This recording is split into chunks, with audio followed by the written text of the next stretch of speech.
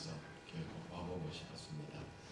또 이런 뵈니까 너무 또 귀하고 또 바쁘실 텐데 힘들 텐데 또 말씀을 사모하고 은혜를 사모해서 오늘 저녁 함께 모여서 얼마나 감사한지 모르겠습니다. 예, 보통 강사들 오면 강사들의 장점, 좋은 점 뭐 이런 것 많이 말씀하는데 여러분이 많이 실망할지도 모르겠습니다. 그리고 목소리에 수면제가 들어있어서 여러분께서 조용조용 얘기하다 보면 졸음이 오는데 그냥 주무셔도 괜찮습니다. 내 아버지 집에서 우리가 자는데 누가 뭐라 하겠습니까? 그러니까 주무셔도 괜찮은데 장고대나 헛소리만 하면 코를 골거나 그렇게만 안 하면 뭐 상관이 없을 것 같습니다. 정말 좋은 교회, 우리 장로님 기도를 들으면서 기도를 어떻게 저렇게 성경적으로 조목조목 그렇게 하실 수 있는가 하는 생각이 들고, 또 우리 성가대 전체 장로님들이 또 성가대원이라서 그것도 아주 전국 이런 교회가 없다는 생각을 해봅니다. 아름다운 교회 여러분 섬길 수 있어서 감사를 드립니다. 네, 5번이지만 여러분께서 우리가 살아온 삶도 참 중요하지만 앞으로 내 삶을 어떻게 살 것인지 같이 계획하는 그런 시간이 되었으면 좋겠습니다. 함께 기도하겠습니다. 아버지 고맙습니다. 감사합니다. 성회를 개최할 수 있도록 하나님 열어주셔서 감사하고 부족한 것 섬길 수 있는 기회를 주시며 복되고 성장하고 성숙해가는 아름다운 교회를 하나님 만나게 해주신 것도 감사를 드립니다. 우리 성도님 한 분 한 분들이 믿음의 반석에 굳게 서서 말씀을 따라 살아갈 때에 홍해가 길이 되고 여리고가 무너지며 요단강이 갈라지는 하나님의 능력을 체험하게 하시고 이적과 기적이 없는 이 땅 속에 진실로 하나님의 이적과 기적을 체험케 하시고 하나님 산보다도 벽보다도 더 무거운 내 마음의 문들이 열려지며 무너지며 하나님 앞에 마음을 열고 나올 수 있도록 성령님 붙들어 주시고 함께하여 주시옵소서. 주님 귀한 물질 하나님께 올려드립니다. 우리의 신앙 고백이 아니면 이 물질 드릴 수가 없습니다. 이 물질 속에 주님을 사랑하는 마음과 주님께서 나의 구세주와 주님 되심을 우리가 함께 고백하는 마음을 담았습니다. 마음의 소원도 함께 담았사오니 아버지 이 물질이 하나님께 드려질 때 주의 영광 드러나게 하시고 드리는 성도들의 가정과 삶 가운데 기도 제목 위에 신실하신 하나님께서 응답하시고 역사하여 주시옵소서. 주님 말씀을 듣는 가운데 어둠의 영들이 떠나가게 하시고 말씀을 듣는 가운데 질병이 낫게 하여 주시고 하나님 무던하고 강팍했던 우리 마음이 부드러워지게 하시고 문제와 아픔 속에 있는 가정 속에 해결되는 하나님의 놀라운 역사하심이 임재할 수 있도록 도와주시옵소서. 예수님의 이름으로 기도드리옵나이다. 이제 이렇게 살살하려고 하는 게 아니고 주일날 한 5번씩 설교를 하다 보니까 이게 이렇게 하지 않으면 목이 다 이렇게 상하기 때문에 조용조용 하다 보니까 이렇게 하게 됐습니다. 제가 원래 좀 시끄러운 사람인데 그렇게 본의 아니게 그렇게 됐습니다. 그러니까 함께 제가 하나 양해를 구할 것이 하나님께서 저에게 특별한 은사를 주셨는데 그 은사를 받고 보니까 굉장히 불편해요. 하나님 은사가 불편한 줄 몰랐어요. 그래서 이 은사를 거두어 달라고 계속 기도하는데 아직까지 은사가 거두어지지 않는데 그게 뭐냐면 설교를 길게 하는 은사입니다. 그래서 설교가 좀 길어지면 여러분께서 짜증내지 마시고 하나님 저 목사님 은사를 빨리 거두어 달라고 여러분 저를 위해서 중보하면서 말씀을 나눴으면 좋겠습니다. 저는 이 말씀을 무심코 읽었습니다. 무심코 읽다가 어디에서 딱 걸렸냐면 빈들이라는 단어에서 딱 걸렸습니다. 그리고 때도 저물었다. 그게 왜냐하면 그게 제 인생이라고 생각했거든요. 여러분 보시기에 저 평안해 보여도 저희 집사람이 3번이나 임종기도를 받았습니다. 그건 뭐냐면 3번이나 죽음의 과정을 겪고 나고 겪고 그런 것을 경험을 했고 또 제가 스스로 제 삶도 포기하겠다고 생각하고 구체적으로 그렇게 삶을 포기하겠다는 생각을 가지고 죽음을 생각하고 살던 그런 날들이 있었기 때문에 저에게 이 단어는 굉장히 귀하게 다가왔습니다. 빈들에다가 때도 저물면 다 끝난 인생이 아닌가, 여기에 무슨 새로운 것이 있고 놀라운 기적이 있겠는가 그렇게 생각한 거예요. 쉽게 말하면 제 인생 속에 뭔가 새로운 것이 있겠고 제 인생 속에 뭔가 놀라울 만한 일들이 일어날 것인가, 저는 그럴 수 없다고 생각했습니다. 근데 이 말씀을 읽다 보니까 이곳에 기적이 일어나고 변화가 일어나는 걸 보면서 말씀을 다시 찬찬히 읽어보기 시작했습니다. 제가 살면서 이렇게 어려움을 겪다 보니까 인생 사는 것이 광야와 같다는 생각을 많이 해봤습니다. 왜냐하면 광야는 길이 없거든요. 어려움을 당하고 보니까 어디로 가야 될지 모르겠더라고요. 무엇을 해야 될지 모르겠어요. 그리고 광야에 가면 어디까지가 끝인지 알 수가 없습니다. 나에게 일어난 이 문제가 어디에서 끝날 것인지 알 수 없는, 그리고 이 광야는 외로운 곳입니다. 문제를 만나면 그 문제의 어려움보다도 그 문제를 겪고 나는 그 외로움이 그 문제보다 훨씬 더 힘들었습니다. 이 문제를 나 혼자 감당하며 해결해 나가야 되는구나 하는 그 외로움, 그리고 이정표도 없는 바로 이 광야길, 바로 이 빈들, 이 광야라는 것이 제 인생과 같다고 생각을 했거든요. 때도 저물었다. 모든 기회가 사라지고 더 이상 내 삶에 새로운 것은 없다고 생각되는 바로 그 즈음에 오늘 이 말씀을 읽게 됐습니다. 그래서 이 말씀 읽으면서 참 하나님께서 주신 은혜를 많이 받았습니다. 내가 내 삶을 다시 살아야 되겠구나. 오늘 이 빈들과 그리고 이 때가 저물어간 것은 바로 저뿐 아니라 이 제자들도 마찬가지 인생이었고, 어쩌면 이 자리에 계신 여러분들도 내 인생은 빈들이야, 광야와 같아, 어디로 가야 될지 내 길을 알지 못할 거야, 어디가 끝인지 나는 몰라, 그리고 어떻게 살아야 될지 알지 못하는 그런 마음을 갖고 있다면, 그리고 때가 저물어서 이미 기회가 다 지나가서 나에게 새로운 삶이라는 건 없어, 이제 나는 나이도 많고 그리고 병도 들고 더 이상 내 인생에 기회가 없어, 그런 생각을 하고 있는 분들이 있다면 이 말씀을 한번 우리가 가만히 찾아가다 보면 하나님께서 우리에게 주시는 새로운 이적과 기적, 광야의 기적을 우리는 맛볼 수가 있습니다. 자, 그런데 여기에 또 하나 걸리는 단어가 있습니다. 그것은 뭐냐면 이 고기와 물고기와 떡이었습니다. 이 아이가 먹는 도시락이 물고기라면 얼마나 크겠습니까? 손가락만 하지 않겠습니까? 그 2마리와 보리떡 5개, 떡 중에도 이 보리떡을 보면 이게 뭐 맛이 없기 때문에 먹으려고 하지 않습니다. 입안이 꺼끌꺼끌하기 때문에. 그런데 이 물고기 2마리와 보리떡 5개가 기가 막히게 쓰임을 받는다는 겁니다. 정말 사람들에게 보잘것없는데 어쩌면 물고기 2마리와 보리떡 5개가 내 인생처럼 여겨졌는데 이게 총기하게 쓰임받는 거예요. 이게 어떻게 쓰임받냐면 이 광야에서 2가지로 크게 쓰임받습니다. 하나는 메시아 되시는 예수님이 메시아 되심을 증거하는 도구로 이 보리떡과 물고기 2마리가 쓰임받고 있습니다. 이걸 다른 말로 바꾸면 내 인생이 살아갈 때 내 인생을 보면서 사람들이 당신을 보면 정말 소망이 있다고, 당신을 보면 천국이 있는 것 같다고, 그런 이야기를 들으면서 그렇게 쓰임받을 수 있다면 정말 이거는 복된 겁니다. 그리고 또 하나가 있다면 이 광야에 모인 굶주린 사람들에게 풍성한 배부름을 주는 그 귀한 역할로 이 물고기 2마리와 보리떡 5개가 쓰여진 것을 보게 됩니다. 곰곰이 생각해 봅니다. 이게 무슨 일인가? 내 인생이 돈이 많고 유명하게 되고 사람들에게 알려지고 이것이 문제가 아니라 한번 죽음의 자리까지 가보니까 이게 별로 중요한 건 아니더라고요. 정말 내 인생을 통해서 이 세상의 삶을 포기한 사람들, 그리고 희망을 포기한 사람들, 그 사람들에게 내가 당신을 보니까 정말 희망이 있다, 희망을 전하고 바로 그 예수님을, 구세주 되신 예수님을 증거하는 도구로 내 인생이 쓰임받는다면 참 복되겠다. 그리고 또 하나는 광야 같은 이 세상 속에 그 사람들이 나로 인하여 채워질 수만 있다면, 쉽게 말씀드리면 우리가 결혼생활을 할 때도 가정생활을 할 때도 아내가 남편에게 여보 나는 당신을 만나서 삶의 의미가 무엇인지 알았어요.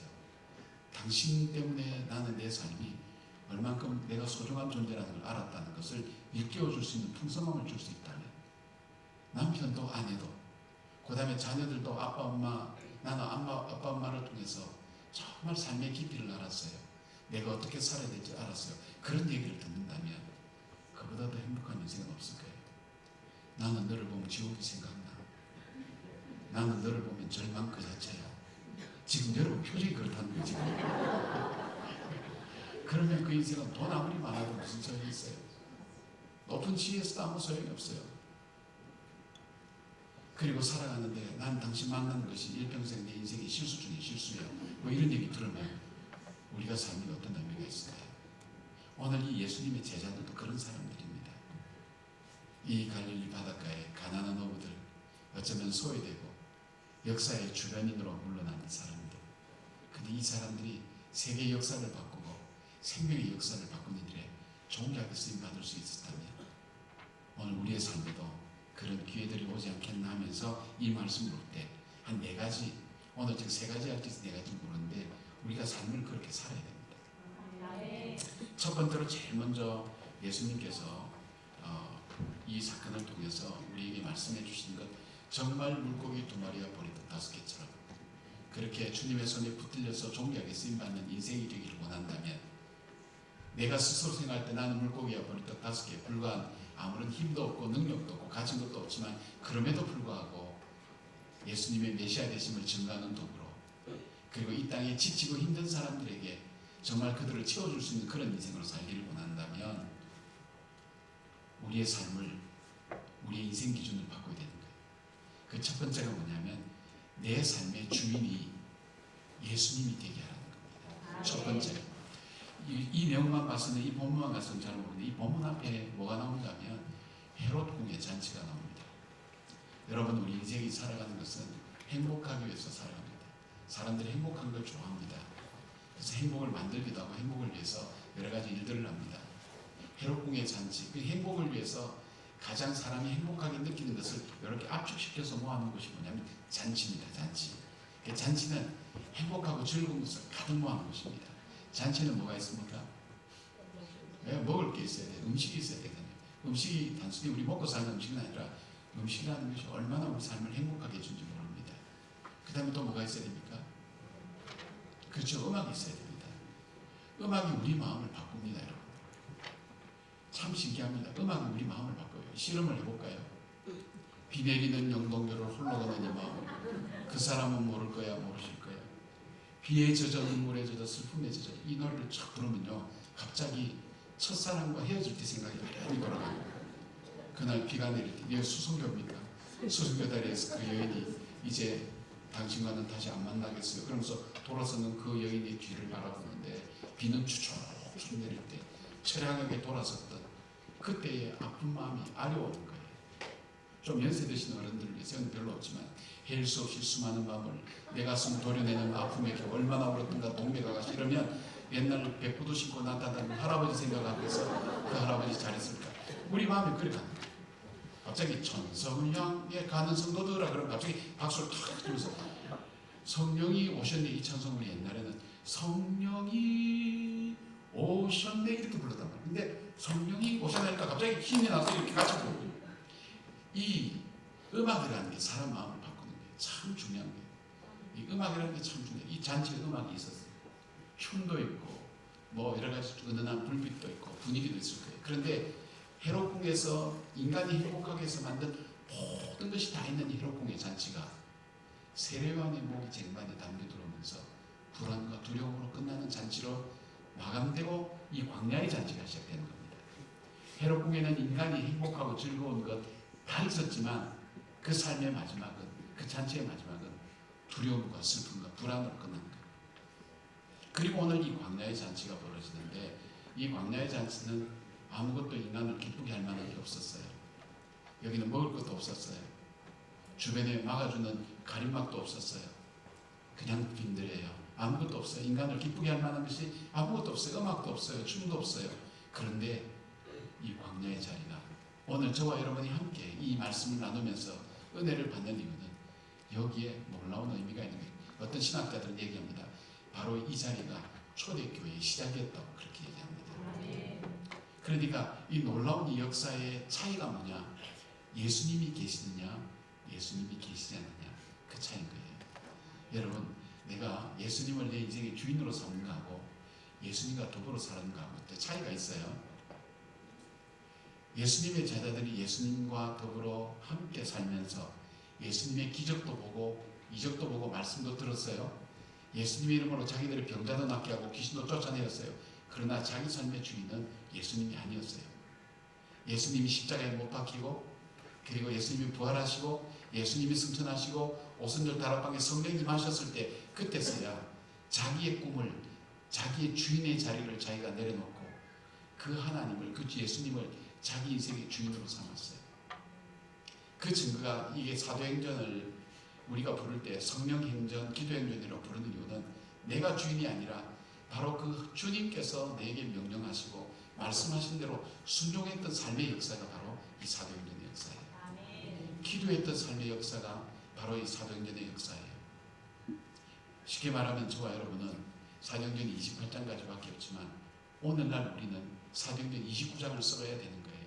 근데 사도행전 29장 하나님께서 행하신 이 역사를 써갈 때에 우리에게 중요한 삶의 원리가 있다면, 내 인생의 주인이 나에게 말씀하신 대로 순종하며 살았던 바로 그 삶의 역사가 사도행전 1장부터 28장까지라면, 오늘 내가 살아가는 내 삶 속에 내 주인 되신 그 주님이 나에게 말씀하신 대로 순종하며 살아갈 때 바로 그 역사가 어떤 역사가 된다면 오늘 이 시대에 사도행전 29장의 역사를 써가는 것과 마찬가지인 거예요. 우리가 예수님을 주인으로 섬기는 게 아니라 내가 주인이 되어 있고 예수님이 내 꿈을 이루어주고 내가 원하는 걸 이루는 내 꿈의 수단으로 되어 있는 사람들이 많단 말이에요. 그런데 그 예수님이 정말 내 인생의 주인으로 될 때, 이 제자들은 그때 예수님을 자기 인생의 주인으로 삼을 때 삶이 바뀌게 되는 것을 보게 됩니다. 많은 얘기가 있지만 여러분이 여러 번 들어보셨을 수도 있는 얘기입니다. 저 전라남도 저쪽에 가면 신안군에 정도라는 섬이 있습니다. 거기 가면 문중경 전도사님이라는 그분의 순교 묘지가 있고 순교비가 있습니다. 저희 선생님이, 제가 상담을 공부한 선생님이, 정태기 선생님이 그쪽 출신이라서 이 섬을 오래전에 가봤습니다. 그때는 다리도 없고 지금은 다리도 있고 쉽게 여러분 중에 가보신 분도 있을 겁니다. 이 문중경 전도사님은 17살인 1908년도 이 섬에 시집을 오게 됩니다. 그때는 신앙도 잘 알지 못합니다. 그냥 와보니까 신랑은 다른 여자와 살고 있었던 겁니다. 그러니까 사랑을 꿈꾸며 왔던 이 어린 소녀의 가슴 속에 사랑은 그에게 가슴에 옷을 박는 게 된 거예요.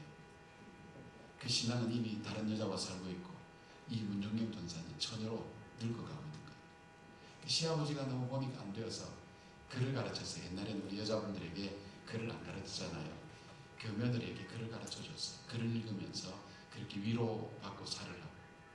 근데 20년 지나던 37살 됐을 때 그 시아버지마저도 돌아가셨어요.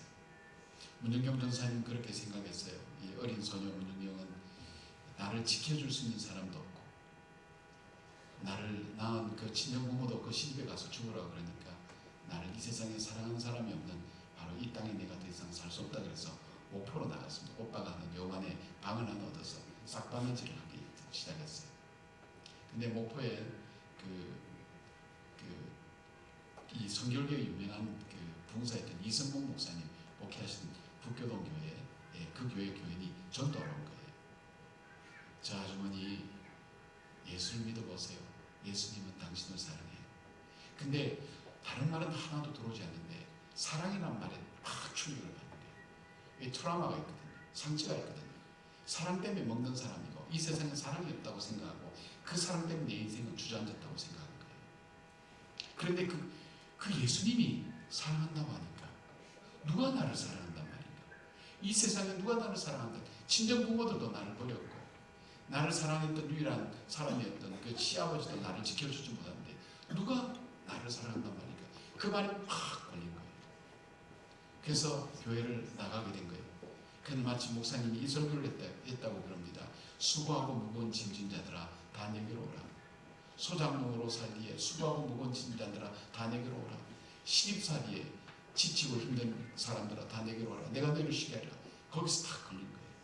시집 이것 때문에 먹는 그 가슴 속에 그것 때문에 지치고 힘든 사람들 내게로 오라. 세상에 힘들고 지친 사람 오라고 하는 사람이 없단 말이에요. 내가 너희를 쉬게 하겠다는 분도 없단 말이에요. 이분이 누군가? 그래서 이렇게 얘기하면서 울었다 그래요. 예수가 누군디? 예수가 누군디? 보고 울었다 그래요. 그 목사님이 예수님을 바로 전했어요. 바로 그 순간 그 예수님을 내 인생의 주인으로 삼았어요.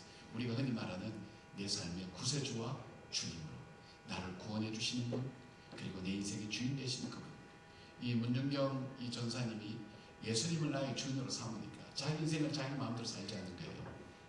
하나님, 내가 내 인생을 어떻게 살면 좋겠습니까? 나에게 그 사랑을 깨닫게 해주시고 나를 사랑해 주신 그 주님이 기뻐하시는 삶, 주님이 원하시는 삶을 살기로 그는 결단하게 됩니다.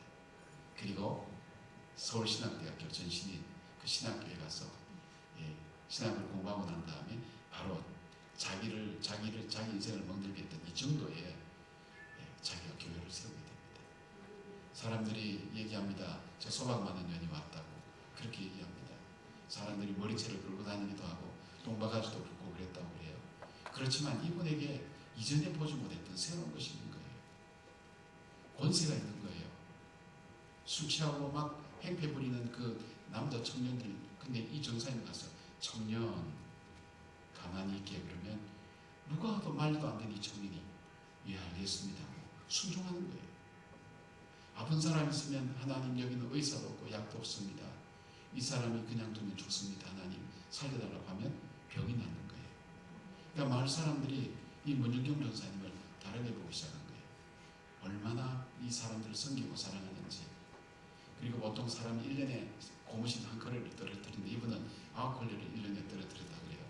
그리고 섬을 따라서 이 신안군이 섬이 천사의 섬이라 그러거든요. 1004개라 그러는데 1004개까지 되지는 않고요. 하여튼 섬이 참 많아요. 이 섬을 다니면서 복음을 전한 거예요. 복음을 전하고 이 마을 사람들은 바로 이분 때문에 예수의 사랑을 알게 된 거예요. 그리고 이분은 1950년 10월 5일 날 이 공산당이 이쪽에 들어와서 문정경 전사님을 바로 이 그 갯벌 거기에서 마을 사람들과 함께 한 명씩 죽일 때에 이 사람들은 죄가 없으니까 나를 죽이라고 할 때 바로 이 공산당이 죽창으로 찔러서 안 죽으니까 총으로 쏴서 그 자리에서 숨겨하게 됩니다. 그거로 끝난 줄 알았어요. 근데 그 마을 사람들 마음속에 예수님의 사랑이 살아난 거예요.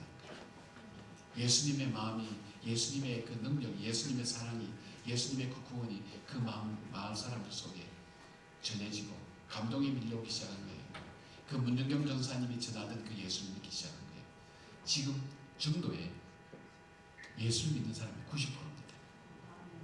여러분 대부분은 여기 잘 모르죠. 섬에는 샤머니즘이 얼마나 많은지 모릅니다.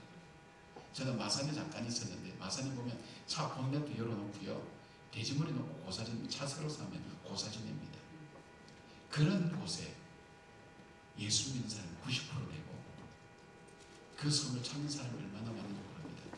그거보다 더 중요한 것이 있다면 저녁이 되면 꼬마들 그 섬에 있는 그 꾀재재한 꼬마들 다 불러놓고 노래를 이분이 잘했다 그래요. 노래하면서 저 하늘의 별을 봐, 저 하늘의 달을 봐, 누가 만들었을까 그러면서 복음을 전했던 그 아이들 속에 누가 있었냐면 우리 CCC 총재였던 김중원 목사님, 그리고 가정사역으로 전국에 가정을 살던 정택희 총장님, 이만시 목사님 같은 한국의 복음의 역사를 바꾼 그 사람들이 그 꼬마들 중에 있었어요. 평생 섬에서 나서 평생 섬에서 죽는 바로 그 아이들의 인생 속에 예수의 생명이, 예수의 소망이, 예수의 능력이 그 아들 가슴 속에 불을 붙인 거예요. 그들 속에 꿈을 준 거예요. 생명을 준 거예요. 소망을 준 거예요. 빈들과 같은 그들 속에 예수의 생명이 들어간 그들 마음속에 민족을 생각하는 마음이 생겼어요. 복음을 붙들게 됐어요. 예수님을 사랑하게 됐어요. 그 섬에서 한국을 움직일 수 있는 인물들이 얼마나 많이 나오는지 모릅니다. 왜요? 누구 때문에? 예수님을 주인으로 삼고 예수님께서 말씀하신 대로 살았던 그 삶 속에 순종했던 그 삶이 바로 하나님의 놀랍고 위대한 역사를 만든 것을 보게 됩니다. 사랑하는 여러분, 내가 주인 삼은 것 내려놓고 내 주 대신 주를, 그 주님이 내 인생의 주인이 되셔서, 여러분 내 인생의 주인이 된다면 우리는 어떻게 할까요? 그 주님이 말씀하신 하나님 말씀 앞에 우리는 날마다 서야 됩니다. 내가 분명히 화날 때에도, 내가 이렇게 선택할 때도, 이렇게 결정할 때도 하나님, 주님께서는 나에게 어떻게 하시길 원하십니까? 내 인생의 주인 되신 주님 앞에 철저히 물어보고 그 주님이 원하시는 삶을 사는 그 인생을 살아갈 때 우리의 삶은 달라지게 됩니다. 예수를 믿어도 내가 기쁘고 내가 즐겁고 내가 의미 있고 내가 좋아하고 하는 것을 선택하며 살아가는 그것이 하나님의 은혜라고 생각하는 것, 여러분 조금 생각을 바꾸어서 철저하게 내 삶 속에 힘들어도 어려워도 하나님께서 인도하시는 길, 그 길을 따라 살기를 원하는 그 마음의 결단을 할 때 하나님께서 그 인생이 살아가는 삶, 어떤 척박한 환경, 광야와 빈들과 날이 저물어다 할지라도 그 사람을 통해서 하나님은 크고 놀라운 역사를 인도해 가는 것을 보게 됩니다. 예수님을 자기 인생의 구주로 삼는 그런 여러분의 삶의 변화가 있기를 바랍니다. 두 번째는 여기서 볼 수 있는 것이 뭐냐면 바로 인간관입니다. 인간관, 사람을 보는 관점. 여기에서는 이 본문에는 인간을 보는 관점이 두 가지 나옵니다. 예수님이 인간을 보는 것과 제자들이 사람을 보는 것 두 가지가 나옵니다. 제자들이 사람을 볼 때 어떻게 보았습니까? 이 제자들은 전도여행을 갔다 왔습니다. 그들이 귀신도 쫓아내고 병자도 낫게 하고 지쳐서 왔습니다. 예수님께서 너희는 가만히 쉬어라. 그래서 이 제자들이 이제 쉬러 가는데 이 군중들이 너무 갈급하니까 예수님 일행을 따라온 거예요. 딱 쉬는 곳에 내리려고 딱 가니까 군중들이 쫙 모여 있는 거예요. 그러니까 이 제자들 마음속에 무슨 오늘 모처럼 우리가 좀 쉬고 싶었는데 저 군중들 때문에 오늘 우리가 못 쉬게 되었구나, 그 생각을 하게 되는 거예요. 이것이 제자들이 갖는 인간관이에요. 여러분, 이것은 제자들만 갖는 게 아니라 오늘 우리가 갖는 사람을 보는 눈입니다. 우리는 사람을 볼 때 저 사람이 나에게 얼만큼 도움을 줄 수 있는가, 얼만큼 해를 끼칠 수 있는가, 나와 어떤 관계가 있는가, 이걸 따라서 사람을 생각합니다. 그런데 그 사람 속에 우리가 흔히들 이야기할 때 그 사람을 볼 때 저 사람 때문에 내가 오늘 하고 싶은 일을 못한다고 그런 생각을 우리가 할 때가 많습니다. 예를 들어 보면요, 우리가 아내와 남편 속에 내가 일평생 저 남자 잘못 만나서, 저 남편 잘못 만나서 내 인생이 이렇게 꼬이게 되었다. 그때 청년회 할 때 그 남자 회장이 참 괜찮아고 나를 좋아했는데 그 남자와 결혼했더라면 내 인생이 달라졌을 건데, 나를 좋아한다고 따라다녀서 할 수 없이 결혼했더니 그것이 내 인생의 발목을 잡는 게 되었다. 저 남자 때문에 내 일평생 내 삶이 어렵게 됐다. 그렇게 원망하면서 살아가는 사람이 많습니다. 그런데 그 남자 때문에 그 남자만 원망하는 게 아니라 세상의 모든 남자와 세상의 모든 사람을 원망하는 마음을 가지고 살아가게 되는 겁니다. 여자도 마찬가지입니다. 어쩌다 수많은 여자 중에 저 여자가 내 아내가 되어서 내 인생이 이렇게 발목이 잡혔는가. 저는 이런 분들 상담을 많이 해줬어요. 그 상담이 뭐냐면, 우리가 어차피 부모를 통해서 이 땅에 오잖아요. 내가 이제 일어날 시간입니다. 부모를 통해서 오는데 내가 세상에 많은 부모 중에 왜 이런 부모를 만나서 내 인생이 어려울까? 아버지가 알코올 중독자예요. 가정폭력자예요. 아버지가 때리던 그 주먹, 아버지가 화나고 집어던졌던 그 공포와 불안, 그 아버지는 세상을 떠났어요.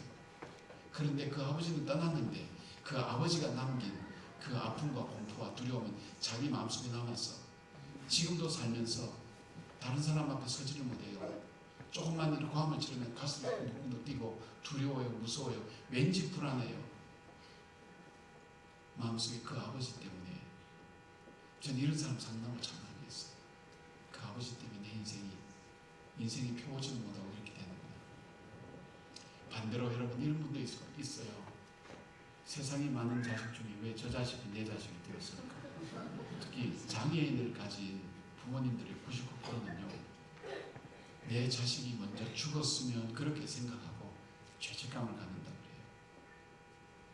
내가 죽으면 저 자식을 누가 거둬줄까? 지금 형제들이 거둘까? 부모 외에는 거두지 않는데 그런 마음 가지면서 죄책감을 갖는다 그러는 거예요. 그리고 그 장애인 때문에 일평생 삶이 매여서 힘들어하는 분들이 얼마나 많은지 모릅니다. 또 말을 듣지 않는 그 자녀들, 자기 마음대로 살겠다는 그 자녀들 때문에 너무나 고통스러운 일들이 많습니다. 황금 같은 내 인생이 저 자식 때문에 다 내 시간과 내 물질이 다 쏟아부어질 때, 아무리 자식이지만 부모의 마음속에 내 인생은 없구나, 저 자녀 때문에 내 인생은 이제 끝이 났구나. 정말 우리 교회에 저 사람만 없다면 천국인데 뭐 우리 마을에 저 사람은 또 있어요. 이것이 일반적으로 우리가 사람을 보는 관점이에요. 그런데 예수님이 보는 관점은 달랐어요. 어떻게 성경을 표현하고 있냐면 목자 없는 양 같음을 인하여 불쌍히 여겼다고 했어요. 이것이 뭐냐면 예수님께서 그 사람을 볼 때 그 사람의 행위와 죄를 보지 않았어요. 그 사람 속에 예수가 없다면, 예수님이 그 사람을 사랑하지 않는다면 저 사람의 인생은 죽는 것은, 육체적으로 죽는 것은 한번 정한 이치되 그 후에는 심판을 통해서 영원한 형벌로 갈 수밖에 없는 인생인 것을 예수님은 아셨어요. 저들에게 내가 없다면, 예수가 없다면 저들의 인생은 죽음과 더불어 영원한 형벌로 갈 것을 예수님은 아셨어요. 그래서 그들을 볼 때 목자 없는 양, 여러분 목자 없는 양은 살 수가 없어요. 양은 눈이 안 좋기 때문에 30m 밖을 못 본대요. 그러니까 이 앞에 목초지가 있으면 좋아하고 황무지가 있으면 너무 괴로워하죠. 우리가 예를 든다면. 근데 그 너머에 뭐가 있는지 못 보는 거예요. 그래서 나는 다 본다고 하지만 자기가 보는 한계 내에서만 보는 거예요. 그런데 그런 양에게 목자가 나타나면 그 눈을 들어서 황무지 그 다음에 있는 푸른 초장을 보게 만들고, 푸른 초장 다음에 황무지를 보게 만들면서 그 길을 따라가지 않도록 우리의 삶을 인도해 가는 거예요. 양은 또 습관적인 동물이라서 계속 한 군데만 도는 데만 돕니다. 제일 처음에는 풀을 뜯어먹다가 그 다음 뿌리를 뜯어먹다가 나중엔 자기가 산 배설물을 먹으면서 병들어서 죽게만 되는 수밖에 없습니다. 그래서 목자가 막대기를 툭툭 치면서 인도합니다. 새로운 풀이 있는 곳으로. 우리의 인생에 비유해 볼까요, 여러분? 오늘 저와 여러분들이 얼마나 무지하며 살았습니까? 나는 모든 것을 다 아는 것처럼 여겨졌지만 내가 몰랐던 인생이 얼마나 많습니까? 내가 미처 알지 못했던 인생이 얼마나 많습니까? 그런데도 불구하고 다 아는 것처럼 살았던 우리의 삶. 그 삶 속에 목자 대신 예수님이 오셔서 우리의 삶 속에 영적인 눈을 뜨게 해주셔서 우리의 시련과 고난이 이 땅 너머에 있는 하나님의 거룩한 약속의 나라를 우리에게 보게 만들면서 비전과 꿈을 갖게 만들면서 우리의 삶을 만들어 오셔서 오늘 저와 여러분들이 이 자리에 나와서 앉아 있을 수 있는 이유가 있다면 내 눈을 들어서 나에게 그 생명의 말씀, 그 소망의 나라를 바라볼 수 있는 그 눈을 이 영안이라고 그러죠. 열어주셨어요. 습관적으로 살다가 내 생활과 형성된 대로 살다가 죽을 수밖에 없는 나의 속에 주님이 내 삶 속에 들어오셨어요. 때로는 병으로, 때로는 실패로, 때로는 아픔으로 우리의 삶의 궤도를 바꿔주셨어요. 그래서 오늘 예수 믿는 사람들이 많이 있지 않습니까? 저는 원래부터 믿어서 나왔는데 모태신앙인들은요, 하나님께서 아무래도 안 될 것 같기 때문에 아예 신앙을 내장시켜서 이 땅에 내보냈어요. 그러니까 대단한 분들이 아니에요. 너무나 완악해서 고난과 시련을 줘도 끄떡도 하지 않고 그냥 예수 안 믿을 것 같으니까 아예 예수 믿도록 태어날 때부터 내장시켜서 내보낸 거예요. 그러니까 모태신앙이 되는 거예요. 뭐든 시키면 못해. 거기에 조금 더 나가면 못된 신앙 이렇게 되는 거예요. 내 인생 속에 하나님께서 개입하셔서 내 삶의 궤도를 바꿔놓으셨단 말이에요. 그 이유가 뭐냐? 나에게서 있었던 게 아니에요. 목자기 때문에. 그 목자는 양을 볼 때 양을 불쌍히 여겨요. 긍휼히 여겨요. 저 양은 내가 없으면 살 수 없는데 저 늑대들에게, 그 짐승들에게 이 먹이가 되는데 그 아픔을 갖고 있는데 여기에 표현한 성경 원어는 창자가 끊어지는 것 같은 그 아픔을 가지고 그 백성들을 본 거예요. 여러분, 그러니까 예수님은 바로 그들을 바로 그 자리에 앉아서 종일 동안 하나님 말씀을 가르치고 예수님을 증거하고 하나님 나라를 증거하는 그런 예수님의 삶의 모습을 우리는 보게 됩니다. 하나님의 이걸 바울은 이렇게 했어요. 하나님의 자비와 긍휼과 은총과 사랑 때문에 다윗은 우리의 허물과 죄를 따라 우리를 저치하지 않고 하나님 안에 있는 긍휼과 자비로 우리를 불쌍히 여기셨다 그랬어요. 하나님께서 보셨다. 바로 그 예수님께서 목자 없는 양같이 불쌍히 여기기 때문에 바로 그 군중들과 함께 그 자리에 앉으셨고 하나님 말씀을 전해주신 거예요. 저는 첫 아이를 잃어버렸습니다. 잃어버리고 아이가 없다가 한 10여 년 정도 아이가 없다가 제가 한국에 들어와서 마산에 대학에 있을 때 하나님께서 이 아이를 주셨습니다.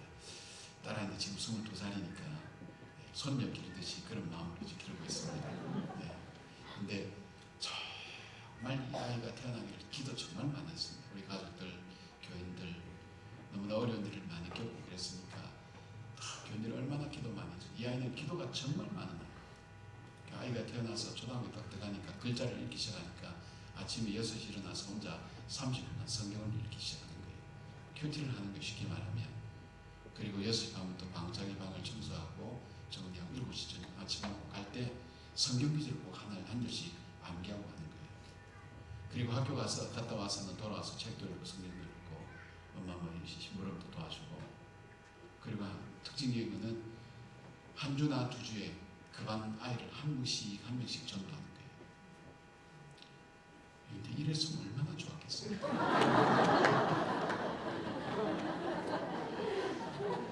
자기 스스로 귀중한 줄 알아가지고 때리려면 도망가. 얘는 때리라. 왜? 맞으면 나도 아프겠지만 나를 때린 너희는 더 아플 거다 확신을 갖고 있어요. 그리고 좀 야단치면 자꾸 그러면 집 나간다, 길이 좀 먹게. 여러분 이렇게 얘기하는 협박하는 얘기 들어봤습니까? 자꾸 그러면 집 나간다, 길이 좀 먹게.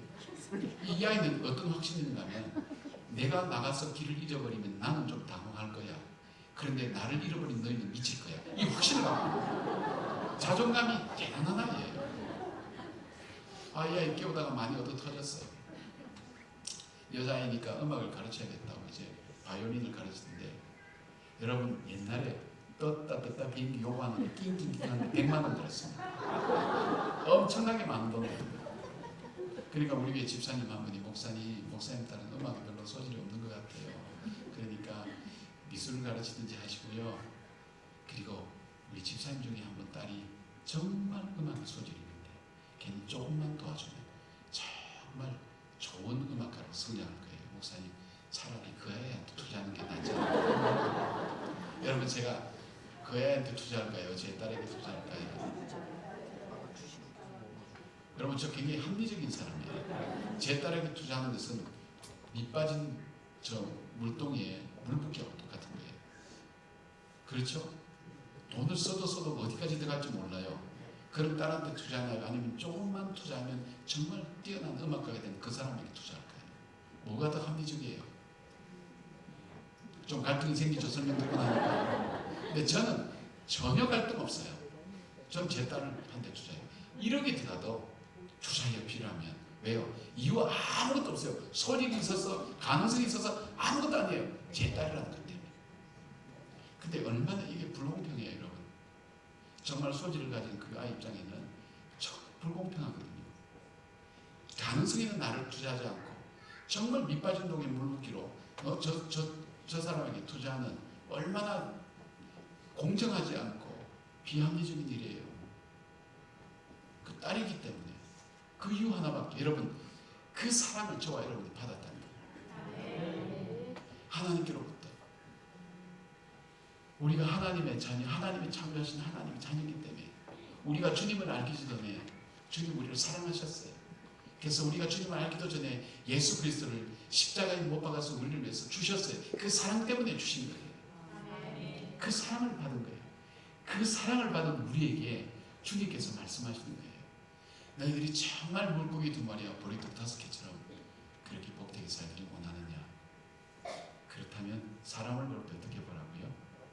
저 인간 때문에 그런 관점 대신에 내가 사랑하지 않으면, 정말 귀하게 여기지 않으면 정말 저 사람 불쌍한 사람이라는 그 마음을 가지고 보라는 거예요. 거기에 기적의 역사가 일어나는 거예요. 거기에 변화의 역사가 일어나는 거예요. 여러분 그런 일들이 얼마나 많이 일어난지 알 수가 없습니다. 어느 장로님 한 분이 상담을 하러 오셨어요. 이 장로님은 꽤 큰 교회 수석 장로님이었어요. 선임 장로님이셨는데 큰아들은 대학교 교수고 둘째 아들은 이제 큰 대기업 다니고 막내가 있는데 막내가 재수하는 아이예요. 근데 이 아이 때문에 이 장로님 부부가 권사님하고 정말 골머리 하는 거예요. 중소기업을 또 괜찮은 중소기업을 운영하는 장로님인데, 근데 목사님 이 아이 때문에 정말 우리 부부 죽겠습니다. 우리가 지금 기도하는 것은 하나님의 영광을 위하여 이 아들이 빨리 하나님 나라로 가는 것이 하나님의 영광을 위한 길이라고 그렇게 결론을 내렸습니다. 얼마나 그 부모 마음이 속상했지. 머리에 물들을 낄 때도요, 그냥 노랗게만 들이대지 초록색으로만 들이대는데 반은 초록색에다가 머리를 깎아도 요래 깎고 여기만 이렇게 하기도 하고 머리 깎고 배장난도 한다는 게 귀에도 귀걸이가 남자애가 지금은 뭐 남자들도 많이 귀걸이 합니다만 그 당시만 귀걸이가 하는 사람이 없었어요. 5개씩 남자를 갈고 하니까 이 주는 거예요. 그것도 바지도 찢어진 거 있잖아요. 정말 가난해서 청바지 찢어진 거 딱 와서 쓰리빠 신고 교회 와가지고 교회에서 꼭 담배 핀대요. 네가 담배 피는 것까지 네가 허락한다. 교회 와서는 하지 마라. 그러니까 무슨 말씀이세요? 교회에서 피면 담배 맛이 얼마나 좋은데. 그리고 와서 교회 오면 교회도 보면 성격이 좀 이렇게 날카로운 분 있잖아요. 그런 거 못 보는 분. 그분들하고 싸우는 거예요. 사찰 집사님하고 맨날 막 뒤에서 담배꽁초 버리고 이러니까 막 야단치면 싸우고 난 다음에 아저씨 난 누군지 알아? 이게 선임장 너 아들이야. 이렇게 자기 소속을 밝힌다고. 그러니까 이거는 뭐 상담을 받아봐도 안 되고 협박하도 안 되고. 장로님 그 아들 천사입니다. 아, 이 목사님 제가 농담할 그런 분위기가 아닙니다. 아니요. 장로님 천사 믿습니까? 믿지요. 성경이 나오는데 천사 하는 일이 뭡니까? 아, 하나님의 소식을 전해주고 기쁜 소식을 전해주죠. 하나님께서 전해주죠. 그렇죠. 장로님 요즘 대중기도 어떻게 하세요? 그랬더니 이 장로님이 지혜로운 분이에요. 저는 이렇게 기도했대요. 다 같이 기도하십시다. 거룩하시고 사랑이 많으신 하나님 아버지 감사. 이가 한 10분 이상 한다. 그래가지고 미국 백악관 한번 돌아서 우리 청와대 한번 돌았다가 저 지하실에 주차장 한번 쭉 돌아서 성가대실과 교육부실 돌아서 본당까지 오는데 10분에서 15분. 예수님의 이름으로 기도합니다. 아멘. 이러면 마음이 뿌듯해지면서 기도는 이렇게 해야지. 그런 마음으로 내려간다는 거예요. 그런데 다 같이 기도하시고 그런데 딱 보니까 자기 아들하고 싸웠던 그 집사님 얼굴들이 다 보이는 거예요. 딱 까물려고 하는데 보이는데 그 집사님도 아무 얘기 하지 않는데 이 장로님 생각에 네가 장로야. 네 자식부터 잘 키워. 막 이렇게 삿대질 하니까 갑자기 당황한 거예요. 그래서 자기가 기다려 보니까 내가 이 나이에 60이 넘어서 70을 바라보면서 이 나이에 내가 이게 뭔가 자기가 불쌍해지더라는 거예요. 여러분 나이가 들면 마음도 약해지잖아요. 특히 남자들은 여성 호르몬이 많이 분비돼서 드라마 보다가도 잘 울거든요. 자기가 불쌍해서 전에는 참았는데 참다가 이러면서 그러다가 막 못 참으니까 그냥 우는 거예요. 자기가 이 나이에 이게 뭐 하는 짓인가. 막 저 젊은 사람들한테 네가 장로야, 네가 네 자식부터 잘 길러 이렇게 뭐 얘기 들으니까 자기가 불쌍한 거예요. 근데 이 장로님만 기도하면 교인들도 같이 울어요. 교인들은 왜 울어요? 그럼 나 때문에 우는 게 아니고요. 자기들도 자기 시대 생각해서 내가 지금 운다는 거예요. 여러분 우리는 보통 웃고 울고 나면 은혜 받잖아요. 이 장로님만 나면 교인들 다 울 준비해요. 그리고 은혜 받아. 이 기도가 참 은혜스러운 거예요. 왜냐면 아픔에 있는 얘기를 그대로 하니까. 그리고 이 장로님이기 때문에 자기 아들이 싸웠던 그 사찰 집사님이나 경비하는 집사님, 교회 또 까칠한 집사님들 있잖아요. 그분들에게 명절 되면 떡이나 고기, 과일 다 보냅니다. 왜요? 그래도 명색이 장로기 때문에 그렇잖아요. 근데 작년에 사고 쳐서 보냈는데 금년에 사고 안 쳤다고 안 보냅니까? 내년에 사고 칠지 모르니까 금년도 보내는 거예요. 근데 그분들이 무슨 생각하냐면 우리 같은 사람도 야 장로님이 기억해 주니까 또 성질 까칠한 사람들은 교인들이 알잖아요. 아무도 상대하고 싶지 않은데 근데 그 사람을 장로님이 품으면서 사랑하는 거 보면서 야 남 속사정도 모르고 교인들 마음속에 장로님 참 귀하다. 장로님 요즘 권사님하고 어떻게 지내세요? 아이고 우리 부부가 딴 거 있습니까? 둘이 기도하려고 뭐 딴 거 뭐 자식이 걱정이니까 딴 게 생각이 안 되죠. 딱 손을 잡고 이렇게 하려면 옛날 사업할 때 부도 나는 거 그 막으려고 돈 빌리러 다니던 그 아내 그 연탄불에 막 피우던 그 생각 그 어려울 때 살았던 그 삶 생각나는데 그 위에서 쫓아다니고 아들 셋이서 이제 행복할 만하니까 저 아들 때문에 고생하는 자기 권사를 볼 때 너무 애처롭더라는 거예요. 인간적으로 미안하고 불쌍하다는 거예요. 그러면 그 권사님이 보고 있으면 갑자기 눈물이 자기가 쭉 흐른대요. 이 권사님은 또 남편 보면서 저 남편이 당당하고 뭐든지 남에게 싫은 소리 듣지도 않고 자존심 상한 사람이, 저 강한 사람인데 저 교인들한테 저런 얘기 들으면서 기가 죽어 있는 거 보니까 남편이 안 된 거예요. 두 분이 그냥 서로 붙들고 운대요. 부동산 뺨을 띠면서 운대요. 부부가 왜 사는지에 대해서 연령별로 조사하는 통계가 있어요. 20대가 사는 이유는 기대하는 마음, 이 신혼부부들 기대. 30대 혹시나는 마음, 40대 먹고 사는 게 바빠서, 50대 자식 때문에, 60대 살아온 게 아까웠어, 70대 곧 죽을 건데 그래서 부부가 산대요. 황혼연도 많고. 지금 여기 55세 이상 되신 어른들 별로 안 보이는데 지금도 두 부부가 손을 마주잡고 그래 여보 미안해 그러면서 끌어안고 아직도 우는 부부 있으면 내일 아침 제가 대접해 드리겠습니다. 잘 없잖아요. 장로님, 남들은 황혼에 이혼하고 자기를 바빠서 그러는데 두 분이 서로 붙들고 삶을 위로할 수 있는 부부라면 얼마나 복된 부부예요. 그러니까 이 장로권사 맞네요. 목사님, 저 아이가 천사네요. 제가 교만한 내가, 하나님 앞에서 겸손할 줄 모른 내가, 그리고 소중한, 무엇이 소중한지 귀중한지 모르는 나에게 하나님 저 아이를 통해서 나에게 말씀하십니다. 그래서 그 아이를 이 부모들이 천사로 보기 시작한 거예요. 정말 천사로 보기 시작한 거예요. 이게 교육학에 피그말리온 효과라는 게 있습니다. 이게 뭐냐면 그 대상을 계속 그런 대상으로 이렇게 바라보고 손으로 바라보면 그 대상이 정말 그렇게 변한다는 거예요. 이 교육학에서 입증된 실험인 거예요. 예. 정말 이 아이 천사분, 이 아이는 당황한 거예요. 어디 갔다 오면 실험학교에서 자기한테 지금까지 많이 했는데 이번엔 달라. 오면서 턱 잡으면서 하더라, 너는 우리 가정의 천사야. 그러니까 엄마 왜 그래? 원래대로 해. 왜 그래? 아이가 당황해가지고 어쩔 줄 모르는 거야. 너 부족한 거 없니? 돈 좀 쓰려면 또 무슨 돈을 또 가지고 가니 그런데 부족하면 엄마한테 얼마든지 얘기해. 그리고 아버지도 안 잡던 손을 잡으면서 하더라. 얼마나 아빠 때문에 힘들으니까 이 아이가 당황해가지고 어쩔 줄 모르는 거예요. 한 6개월이 지나면서 이 아이는 정말 변하기 시작한 거예요. 여러분, 사람이 단점이 없는 사람이 없잖아요. 다 사람이 단점인데 그 단점이 나중에 보면 아픔과 상처 때문에 만들어졌잖아요. 그걸 모르고 그냥 표현하는 것 보고 그 사람을 평가하고, 그것이 아니라 나에게 힘이 어렵고 힘들지만 그런 나를 사랑하셔서 그 독생자 아들, 그 독생자 예수 그리스도까지 십자가에 못 박아 죽일 만큼 나를 사랑하셔서 주셨던 그 하나님이 나에게 그 사람을 통해서 하신 말씀이, 내가 너를 사랑한 것처럼 좀 사랑해 줄 수 없겠니 부탁한데 여러분 어떻게 하시겠어요? 여러분 가족들 중에 어려운 분들이 있을 거예요.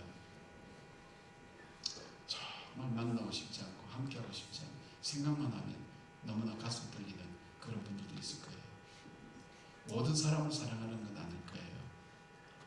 그러나 나에게 특별히 아픔이 되고 고통이 되는 그 사람을 우리 주님께서는 미워하는 것이 아니라 그 사람을 사랑할 때 하나님께서 역사하시는 거예요. 그 사람의 삶을 받고 그 사람에게 있어서 바로 당신 때문에 나는 예수를 믿었다고, 당신 때문에 내 인생이 무엇인지 깨달았다고 이야기할 수 있는 그런 일들이 우리가 전도하다 보면 얼마나 그런 일들이 많이 일어납니까? 바로 그런 곳에 생명의 역사가 일어납니다. 소명의 역사가 일어납니다. 세 번째로 주님께서 오늘 말씀하시는 세 번째 이유는, 세 번째 삶의 기준은 뭐냐면 무엇이든지 기도로 해결하라는 거예요. 사람은요, 자기가 살아온 방식대로 문제를 해결하고 살려고 그래요. 우리 인생은 문제 해결의 과정이잖아요. 근데 자기가 이 문제를 풀어가는 방식이 자기가 살아온 대로, 자기가 아는 대로 그 문제를 풀어가는 거예요. 한 대학에서 두 학생이 막 싸우니까 각 과 교수님들이 그 싸우는 장면을 보고 얘기하는 거예요. 국문과 교수님들. 저 주제 파악도 못하는 놈들, 수학과 교수님들, 저 분수도 모르는 놈들, 사회학과 교수님들, 쟤들 때문에 학교 분위기 다 망친다. 음악과 교수님들, 쟤들 장단 맞추고 있네. 미술과 교수님들, 꼴보기 좋구나. 경영과 교수님들, 쟤들 저렇게 인생을 살아서 뭐 하려고 그래. 경제과 교수님들, 저렇게 한다고 돈이 생기냐. 미생물학과 교수님, 저 썩을 놈들. 여시화학과 교수님들, 스발무스키. 사람은 자기가 보는 대로 문제를 해결해요. 오늘 예수님께서 너희가 먹을 것을 주어라 그러니까 예수님 우리에게 돈도 없지만은 이 먹을 것을 살 수 있는 곳이 아무것도 없습니다. 너에게 무엇인지 알아보라 그럴 때 가서 찾아온 것, 어린아이가 먹는 도시락인 물고기 2마리, 보리떡 5개를 찾아온 거예요. 찾아왔어요. 예수님 이것밖에 없습니다 할 때 이것은 예수님 말씀대로 찾아왔습니다 이 뜻이 아니에요. 예수님 불가능한 정도가 여기 있지 않냐고. 이거 불가능하다고 이거 가지고 어떻게 하란 말이냐고. 우리도 순종하고 싶어. 그런데 불가능해. 어떻게 해? 여러분 우리가 살다 보면 이런 경우가 있어요. 정말 내가 해야 될 일인데 내 능력이 부족하거나 그 일이 정말 우리가 사지 못할 때 안타까우면 특별히 우리 자식과 관련된 일들이 있을 때는 얼마나 부모 마음이 아파요. 그런 일들, 불가피한 일들 만날 때 교회 어려운 일 만날 때 내 인생의 어려운 일 만날 때 우리는 우리의 방법으로 풉니다. 돈인 사람 돈으로 풀고 힘인 사람 힘으로 풀고 나름대로 자기의 방법대로 풀어가거나 안 되면 포기하고 주저앉는데 주님께서 보여주신 장면이 뭐냐면 그 불가능이라고 얘기하는 것을 그대로 받아서 하늘으로 축사하셨어요. 이 축사의 기도가 뭐냐면 유대인들이 전통적으로 드리는 식사기도예요. 광야에서 우리의 조상들을 먹이신 하나님, 땅에서 소산물을 내시고 우리를 축복하신 하나님, 이 음식을 주셔서 감사합니다. 그런 신앙 고백의 기도예요.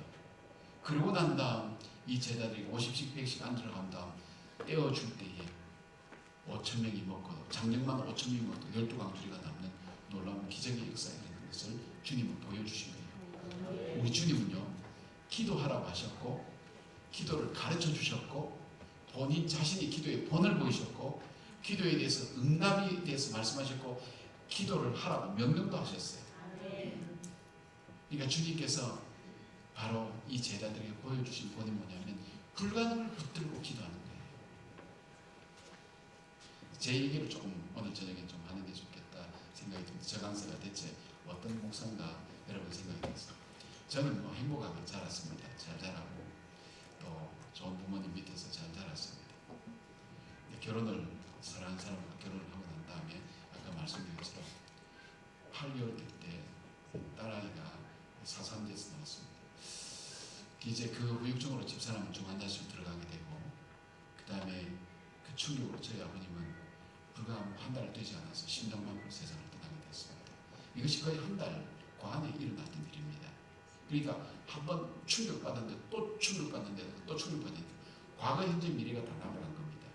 과거 아버지 16억 되셨을 때 돌아가셨으니까 현재 집사람은 중환자실에서 생사를 할 수 없죠. 미래 아이까지 다 죽었으니까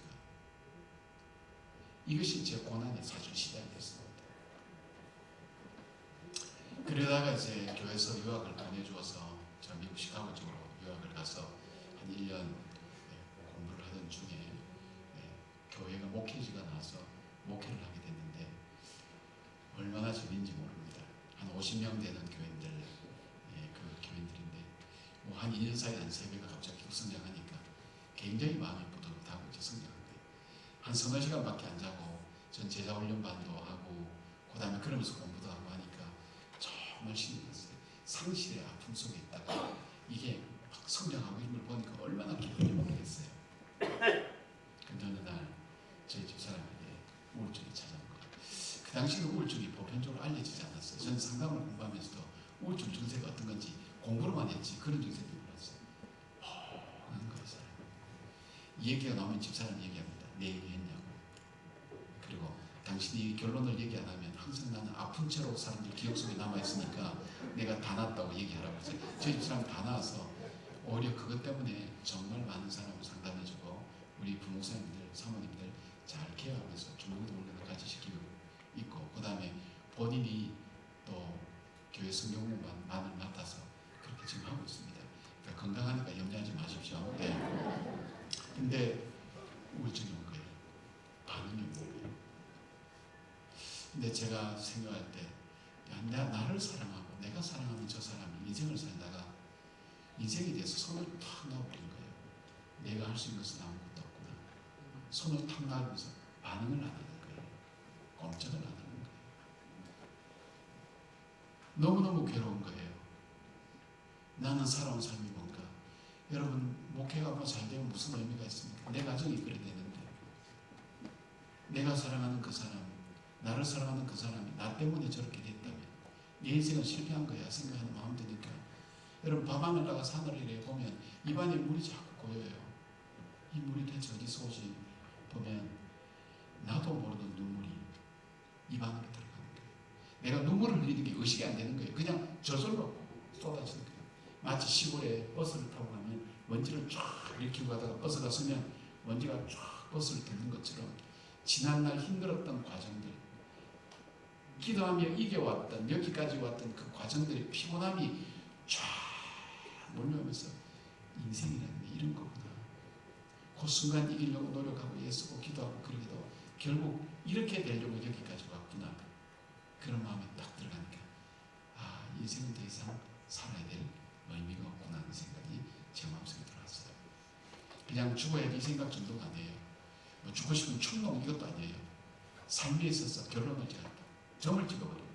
아, 인생은. 그리고 그렇게 됐어요. 하나님, 저 지옥 보내면 안 돼요. 세상에 괴롭힐 사람이 나밖에 없는 것처럼 내 인생 속에 지금까지 상실한 이후에 그 가족들이 겪는 갈등들, 아픔들, 그리고 그것 때문에 내 안에는 희망을 잃어버리고 더 이상 이 세상엔 희망이 없다고 손을 놓아버린 저 상황, 그리고 나는 무슨 의미가 있습니까? 나는 죽더라도 하나님 나 지옥 보내면 되지 않는다. 여러분, 높은 데 올라가면요, 뛰어내리면 모든 게 해결될 것 같아요. 밑에 구름 같은 것이 있어서 던지면 다 그 안개에서 다 끝날 것 같은 거예요. 이 아픔이 끝날 수 있다면, 이 괴로움이, 이 절망이 끝날 수만 있다면, 전 죽는 사람의 심정을 알아요. 시카고에 있는 미시간 호수가 이랬으면 물로 들어오라고 합니다. 들어가고 싶어요. 운전하다가 뛰어들고 싶고 들어가고 싶어요. 근데 못 가게 된 이유가 딱 두 가지가 있어요. 하나는 저 때문에 예수를 믿은 사람이 시카고에 있었어요. 교회에 대해서 실망하고 주의 종에 대해서 실망하고 그런 사람들이, 예수 믿은 사람이 꽤 됐었어요. 두 번째는 저희 어머님이에요. 남편 죽었죠. 손녀 죽었죠. 며느리까지 정신이 상하게 됐죠. 아들까지 죽으면 그것만 같이 죽을 거라고 생각하니까 이건 내가 도리가 아니다. 그 생각하면서 계속 기다리고 있는 거예요. 죽음을 계속 연기하고 있는 중에 그래도 교회는 그때도 계속 부흥됐어요. 이게 언제까지 끝날 것인가? 언제 끝날 것인가? 근데 신방 오라 그러면 신방도 가고 그렇게 했는데, 그게 어느 날 신방을 갔는데 가니까 여러분 참 이게 참 재밌는 게, 왜 오라 그랬는지 보니까 개가 죽은 거예요. 개가. 여러분, 요즘은 제가 갔을 때가 92년도 갔으니까 그때가 95년도 되니까, 그때만 해도 저는요, 교회에서 매해 여름 남성교회 수련회 따라가면 사찰 집사님 집에 기르던 그 개 잡아 먹었습니다. 여러분 중에는 놀랄만한 사람도 있을 거예요. 벌써 지금 우리나라도 이 반려견 이래가지고 그랬지만 그 당시에 한국 문화는 그런 건데, 세상에 개가 죽었다고 상담해달라는 사람은 제 평생 처음 본 거예요. 제가 당황한 거예요. 그리고 슬픈 거예요. 개가 죽었다고 기도해달라면 너희가 나를 기도해줘야지 내가 너희를 기도하겠으냐. 또 질문도 가관이에요. 목사님, 개도 부활할 수 있나요?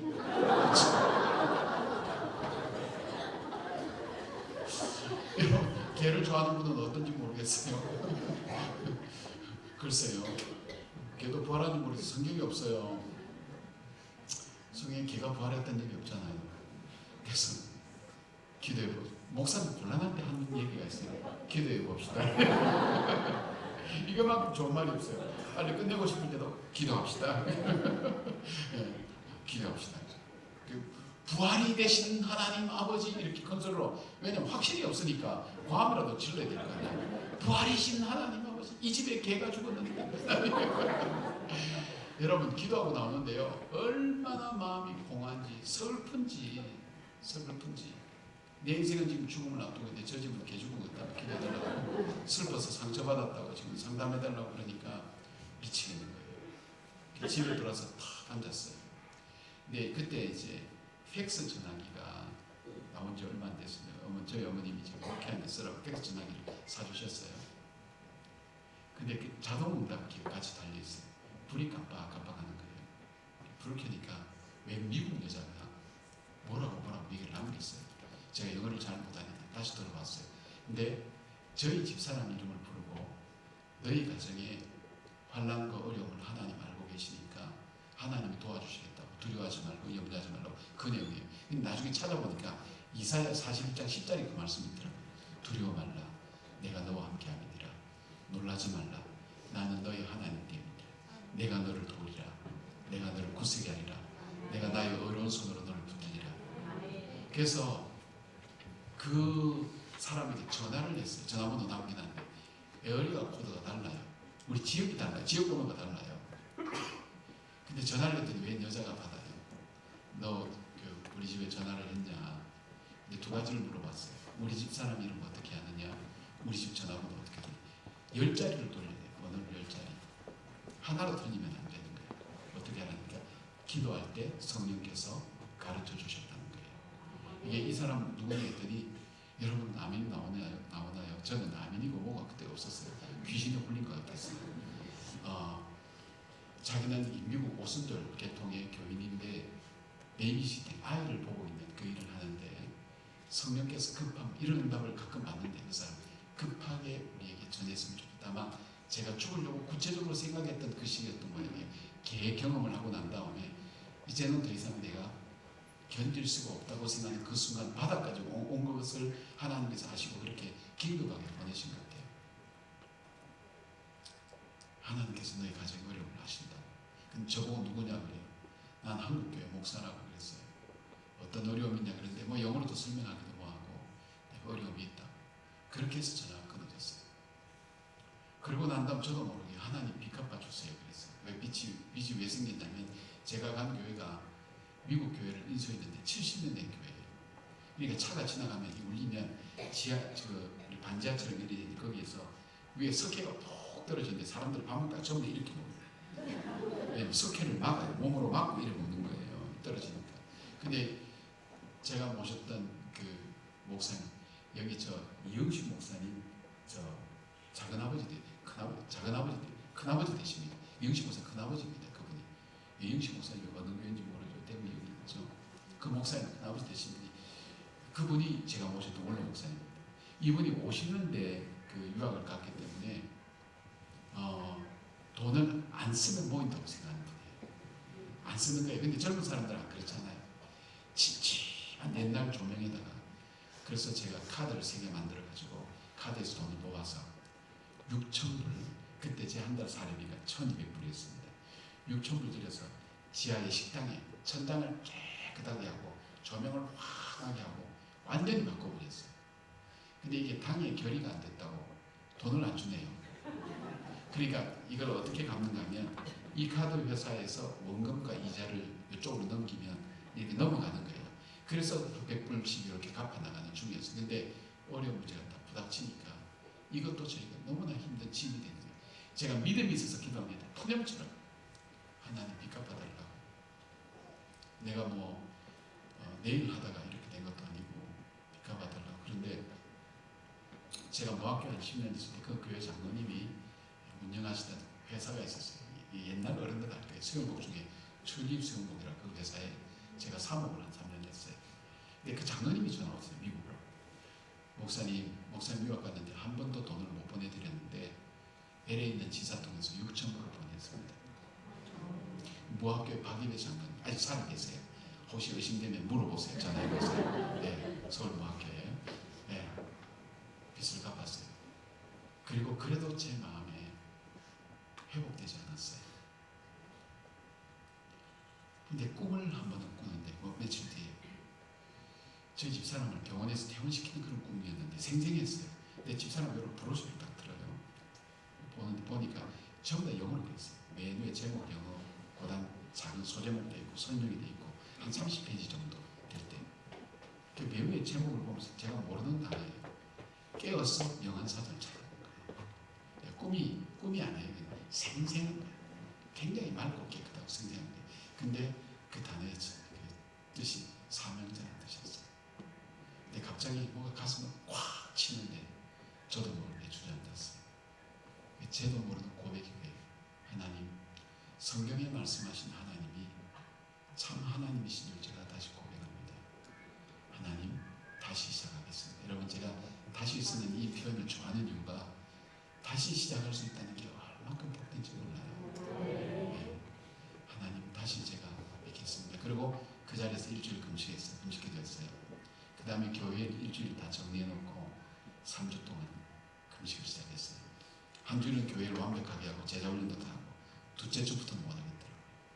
그냥 집에 누워서 제가 그때 금식하다 생각하니까 이게 참 좋은 방법인데 왜 이걸 몰랐을까. 금식기도 하다 죽으면 사람들이 욕하지 않잖아요. 네. 저 목사 자살했다 이러면 여러분 그 참 영광 가리는데 금식하다 그러면 혹시 압니까? 또 순교했다고 또 그렇게 이민교회 하다가 순교했다고 그렇게 또 순교자의 판넬에 세워줄지 제가 그 생각을 미처 못했더라고요. 하다 보니까 그렇게 되더라고요. 제 평생 3주간 이 금식하는데 죽는 줄 알았습니다. 근데 죽는 게 편하다고 생각했기 때문에 그렇게 힘든 줄은 몰랐어요. 힘들었죠. 회복하다가 잘못하면 또 잘못해서 죽었더라고요. 그러고 난 다음 하나님께서 이렇게 응답하실 줄 알았어요. 김 목사 참 수고했다. 네 아내하고 산다고 너 참 고생 많이 했다. 네 아내도 고생 많이 하고 그러니까 네 아내는 친정으로 보내면 친정에서 돌볼 거고 너는 여기에 남아서 이민교회를 살더라. 너에게 새 아내가 여기 있다. 이렇게 하실 줄 알았어요. 그게 이치적으로 맞잖아요. 제가 그런 머리가 돌아가는 사람이 아니에요. 근데 그렇게 응답하실 줄 알았어요. 그런데 응답이 뭐냐면 마음속에 탁 하나님이 주시는 이 인사이트나 이게 너가 한 사람을 사랑 못하는데 많은 사람 사랑하겠느냐.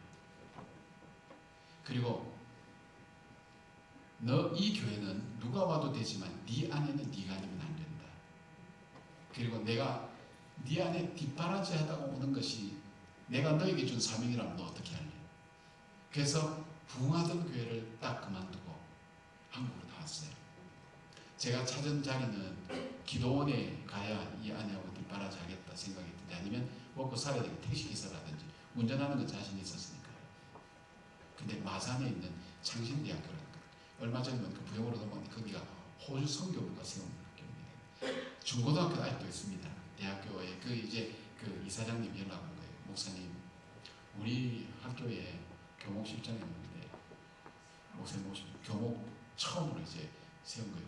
오면 좋겠다고. 제가 이제 상담하겠으니까 유아교육과 교수로 하면서 오시면 좋겠다고. 그때만 해도 교수님들이 별로 힘들지 않았어요. 자기 과목만 하면 자유로워서 비우죠. 요즘 교수님들도 힘들잖아요. 그래서 가게 된 거예요. 이산날도 제가요 사람이 아프니까 그때는 우리가 미국에서 올 때 가전제품 다 가지고 올 때예요. 가전제품이고 뭐가 아무 없이 책만 들고 왔어요. 제가 지금 제 개인 책이 한 2만 권 정도 됩니다. 예, 그렇게 모았어요. 책을 모았어요.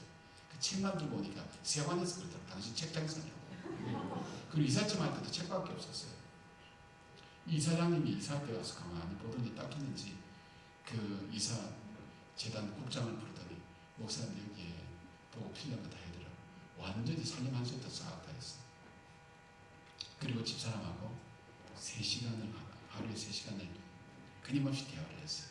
우울증이 있으면 대화 안 하거든요. 그리고 운동시키고 햇빛 쬐고 먹을 것 먹게 하고 그리고 1시간 예배드리고 계속 한 1년쯤 됐을 때 집사람이 이제 하나님께서 믿은 즉 나으니라 이렇게 했으면 좋은데 고기 비늘 벗기듯이 하나씩 치료되는 과정을 하나님께서 보여주시는 거예요. 영적인 체험도 많이 하게 하고요. 보여주시는 거예요. 근데 한 1년쯤 됐을 때 그 이사장님이 그러는 거예요. 목사님 지금 교회가 채플실이 지어져 있는데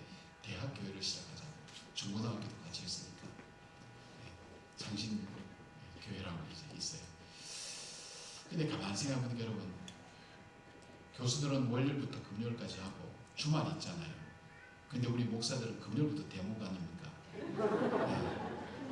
그러니까 저에게 쉼이 없다는 거예요. 그래서 하나님 앞에 저도 모르게 기도했어요. 하나님, 저에게 자녀를 주세요.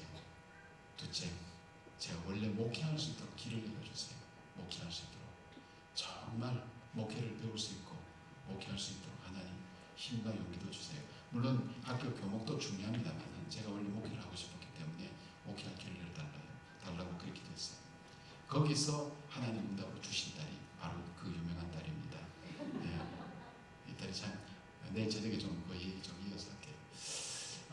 그리고 갑자기 침례교회 여러분 이동원 목사님 아신지 모르겠어요. 이동원 목사, 지구촌교회 이동원 목사님 저한테 연락 온 거예요. 저는 그분 몰라요. 누구한테 소개를 받았는데 지금 지구촌교회가 개척한 지 한 7년 됐는데 한 4,500명, 그때 분당에서 우리나라에서 가장 급성장하는 교회였어요. 근데 이분이 탈진해서 좀 안식년을 가고 싶은데 설교나 이걸 할 만한 사람을 못 찾은 거예요. 저보고 올 수 있겠냐고.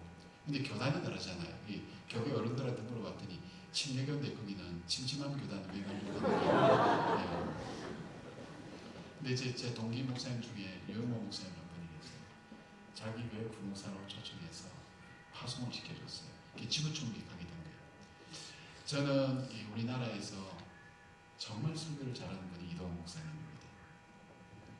우리 목사님도 능력이 있으니까 이동훈 목사님 모실 수 있으면 한번 모시면 참 여러분 진짜 연세가 많으신데도 불구하고 저희 교회는 매년 모십니다. 매년 모십니다. 지금 5년째, 내년도 5년째 오실 겁니다. 그만한 설교자가 없습니다.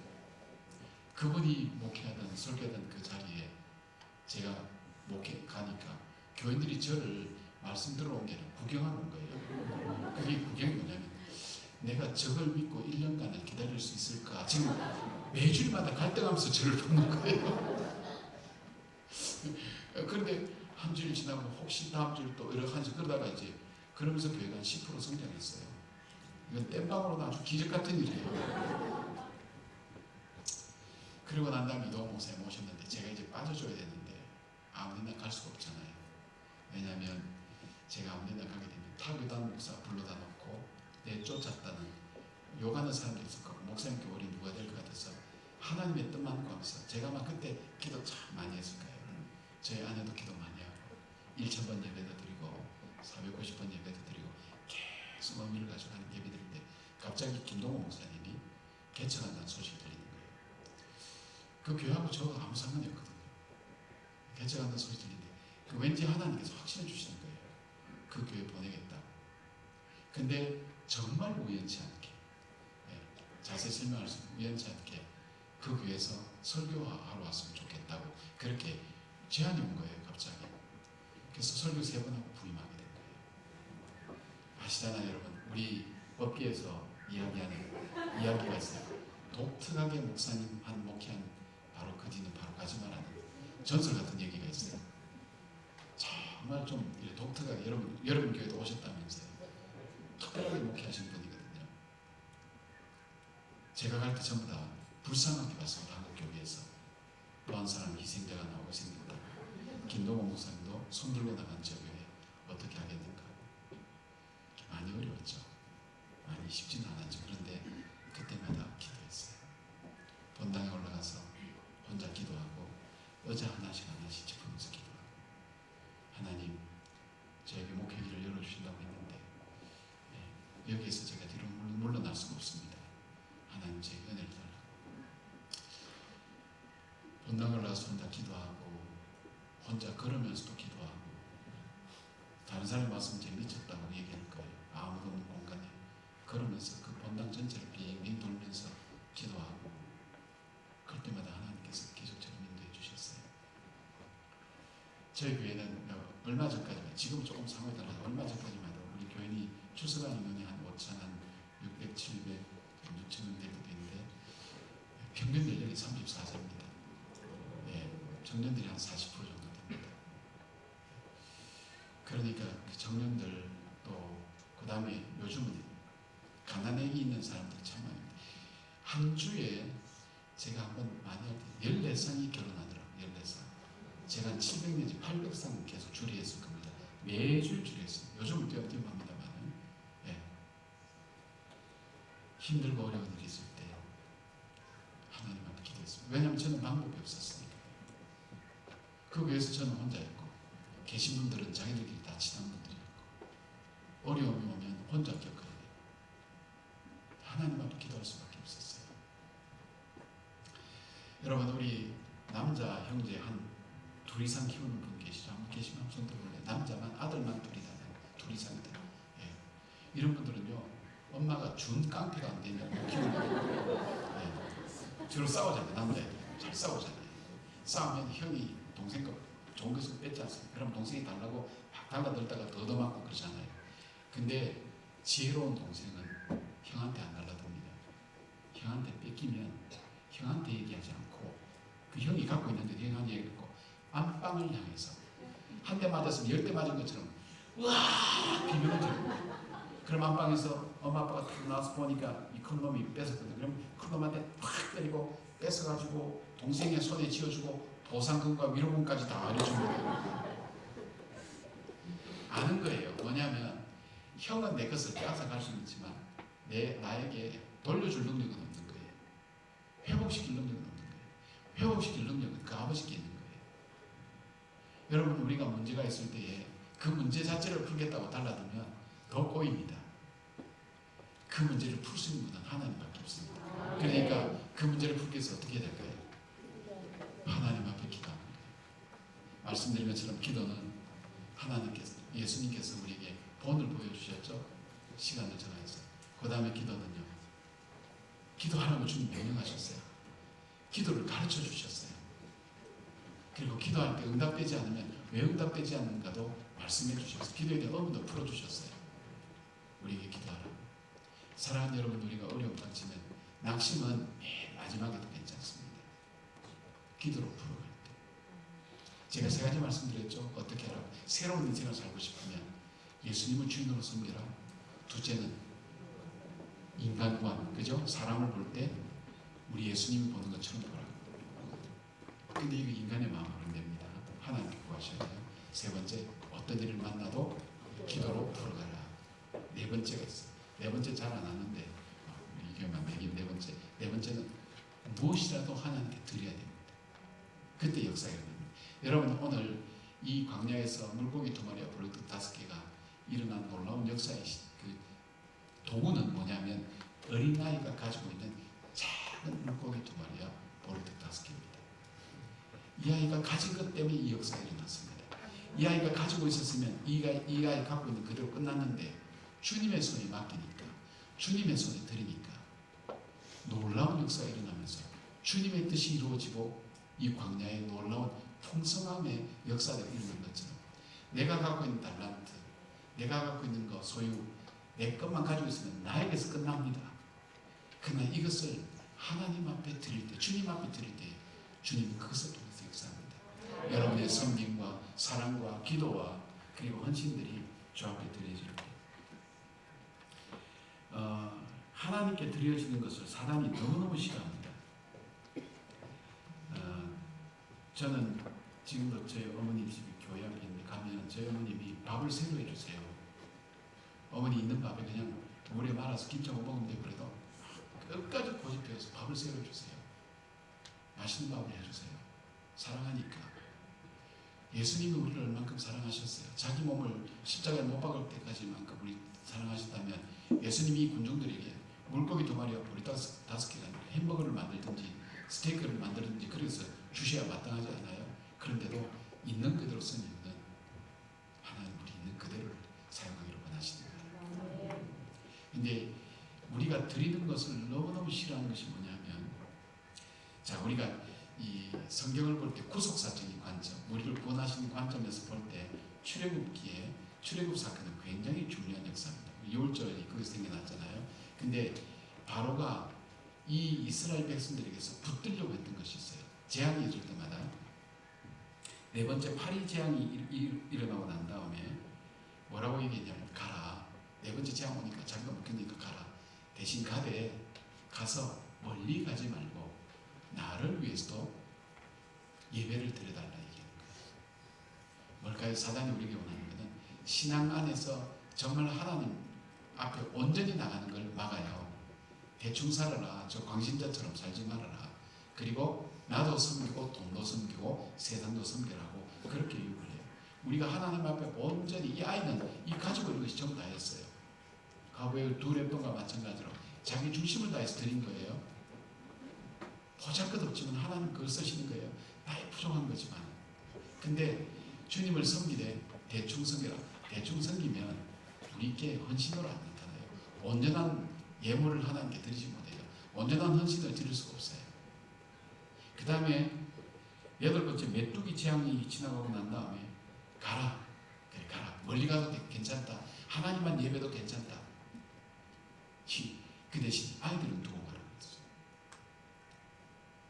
다음 세대를 하나님께 드리지 못하게 만듭니다.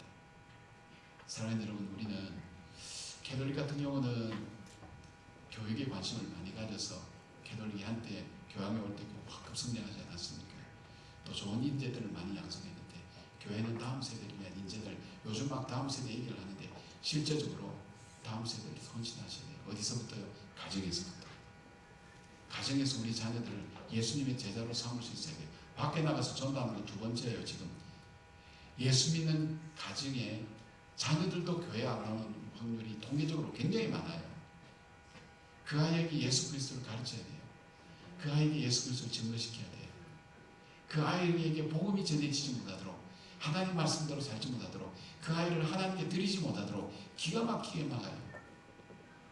그리고 마지막 9번째 재물이, 9번째 흑암의 재앙이 지나가고 난 다음에 그래 가, 아이들도 다 데리고 나가라. 그 대신 가축을 두고 가라. 이 가축이 뭐예요? 하나님께 올려드릴 제사의 제물이에요.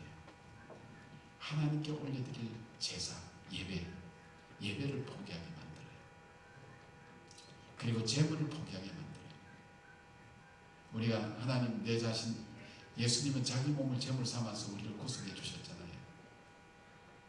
우리 하여금 하나님 앞에 내가 산 제물 되어서 주님 앞에 헌신하고 드려지지 못하도록 막는 거예요. 사단이 끝까지 막는 거예요. 그러니까 우리가 드린다는 게 절대 쉽지 않아요. 그러나 그 드려져서 주님의 손에 붙잡힐 때 하나님 역사가 일어나는 것을 봅니다. 여러분, 재미있는 질문을 하나 드릴게요. 이스라엘 백성이 출애굽할 때 그들이 금을 갖고 나왔죠. 금이 어떻게 해서 생겼죠? 그러니까 성경을 여러분 정품을 사셔야 돼요. 야매로 사면 이런 내용이 빠질 수가 있어요. 그래서 잘 모르시는 것 같아요. 네? 금이 어디서 났죠? 그렇죠. 예굽 사람들에게 은혜를 입게 해서 금을 줬어요. 금을 주는 이유는 노예는 이 장식물과 금을 가질 수가 없어요. 너희는 더 이상 노예가 아니다. 수고했다. 가장 귀한 금을 준 거예요. 이 금을 가지고 그 사람들이 시내산에서 모세가 율법을 받으러 올라갔는데 금을 가지고 뭘 만들었어요? 이게 좀 아이러니하게 생각한 적 없어요? 자, 하나님께서 이스라엘 백성들이 금을 주시지 않았더라면 그들은 금송아지 만들고 싶어도 못 만들어요. 하나님께서 정말 축복으로 주신 그 금을 가지고 금송아지를 만들었어요. 이것뿐 아니에요. 자, 그날 아침 죄짓고 난리칠 때 뭐 먹고 나왔어요? 네? 그렇죠. 우리도 먹은 거 잘 모르는 판에 이스라엘 백성들이 뭐 먹었는지 뭘 가지고 뭐 먹고 나왔어요? 만나 메추라기 먹었잖아요. 누가 주셨어요? 그러니까 하나님이 주신 만나를 먹고 힘을 얻어서 나와서 죄를 졌다니까. 그 다음에 광야는 태양이 내일 쪼이니까 낮에는 구름 기둥이 막아줘야 돼요. 안 그러면 못 다녀요. 밤에는요 추우니까 불도 밝혀주고 불 기둥이 비춰줘야 돼요. 하나님의 보호하심 속에, 임재하심 속에 그들이 뭐 했어요? 죄를 지은 거예요. 이상하게 생각해 본 적 없어요, 여러분? 돈 있는 사람은 돈으로 죄를 짓습니다. 직분 있는 사람은 직분으로 죄를 짓습니다. 권세가 있는 사람은 권세로 죄를 짓습니다. 보십시오. 틀림없습니다. 하나님, 힘 있는 사람은 바람 피워서 그렇죠. 중환자실 있는 사람이 바람 피우는 거 맞나요? 하나님이 주신 축복 때문에 이걸 하나님께 드리지 않을 때 우리는 어떻게 돼요? 하나님 주신 축복 때문에 죄를 짓게 된다. 잘 생각해 보세요. 하나님이 주신 지식 때문에 나는 하나님을 안 믿어. 나는 아무리 과학적으로 생각해도 하나님 없어. 그 지식이, 작은 얄팍한 그 지식이 하나님을 믿지 못하게 만드는 거예요. 물질만 있으면 다 돼. 그 물질 때문에 하나님을 믿지 않고 오히려 하나님을 조롱하게 되고 우상을 만들게 되는 거예요. 권력이. 내가 하나님께 드릴 수 있다는 것은 나에게 어쩌면 가장 소중한 거예요. 근데 그것은 하나님께서 주신 거예요. 우리가 하나님께서 주신 것을 하나님께 드리지 못할 때 거기에 역사는 일어나지 않아요. 대신 죄가 남아요. 네 가지의 삶 우리가 얘기했어요. 첫 번째는요, 예수님을 내 삶의 주인으로 삼아라. 둘째, 사람을 사랑하라. 사랑의 눈으로 바라보라는 거예요. 세 번째는요, 기도해라. 네 번째는 하나님께 드려라. 예. 이제 이렇게 삶을 살아보세요. 여러분, 저는 여러분 어떻게 생각할지 모르겠지만 저는 하나님께서 제 삶을 여러분 앞에 서게 한 것은 기적입니다. 설 수 없었어요. 지금도 제가 돌아보면 거의 불가능했어요. 제 친구들도 쟤는 저 미국에서 끝난 애잖아 그렇게 얘기하는 사람이 있어요. 사실 그랬고요. 근데 이 말씀이 단순히 그냥 성경이 있기 때문에 전하는 게 아니라 저도 모르게 하루하루 순종했더니 이 말씀의 삶이 제게 어느 날 하나님께서 나로 하여금 이렇게 살게 하셨고 그런 삶의 선택이 나로 하여금 오늘 이 자리 앞에 설 수 있게 됐구나 하는 것을 우리에게 말씀해 주세요. 그러니까 성령을 의지할 때 주님께서 나에게 이런 삶을 살게 하세요. 주님, 나는 정말 내 삶의 주인이 주님이십니다. 주님, 정말 내가 힘든 사람인데 주님이 나를 얼마나 힘들어 하셨을까요? 왜요? 너 때문에 내 아들 죽었어. 너 때문에 내 아들 십자가에 못 박아 죽은 거야. 하나님이 너 때문에 했으면 우리는 살아날 사람 아무도 없어요. 정말 나 때문에 그 아들을 죽이신 그 아버지께서 내가 너를 사랑한 처럼 사랑할 수 없겠니? 세 번째는 낙심과 절망하기 전에 하나님께 기도하라. 기도하라. 어떤 아이가 막 돌멩이를 옮기려고 하는데 막 자기가 최선을 다해 지렛대 가지고 다 해보고 해도 아빠 나는 못해요. 넌 최선은 다하지 않았다. 왜요? 나는 내 할 거 다 했는데요. 밀어도 보고 지렛대도 해보고 배운 거 다 해봤는데요. 아니 너는 아버지께 도와달라고 얘기하자.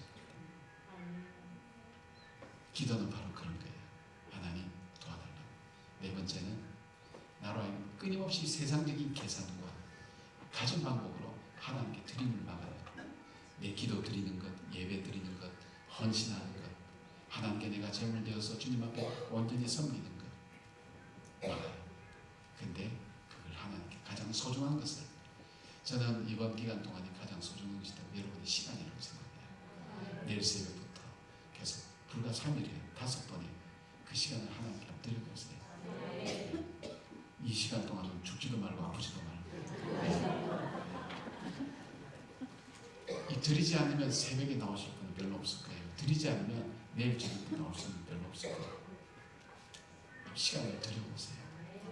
내 마음과 중심을 들여보시고 정말 저 목사가 무슨 얘기를 하는지 어떻게 살아야 되는지 내 남은 삶을 어떻게 살아야 될지 다시 한번 돌아보면서 여러분 이번 기회를 통해서 여러분에게 사랑하는 삶도 참 중요하죠. 그런데 그보다 더 중요한 삶이 있다면 이제 내 남은 삶을 어떻게 살 것인가.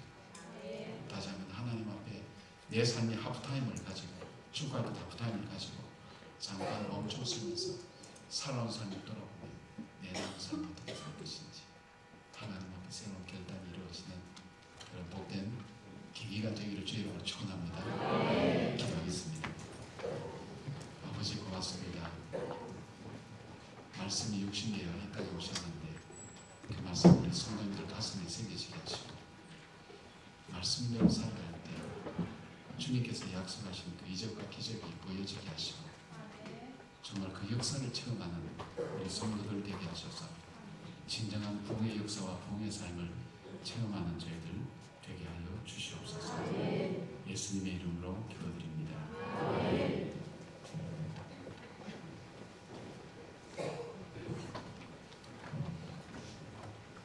말씀에 많은 은혜 받으셨습니까?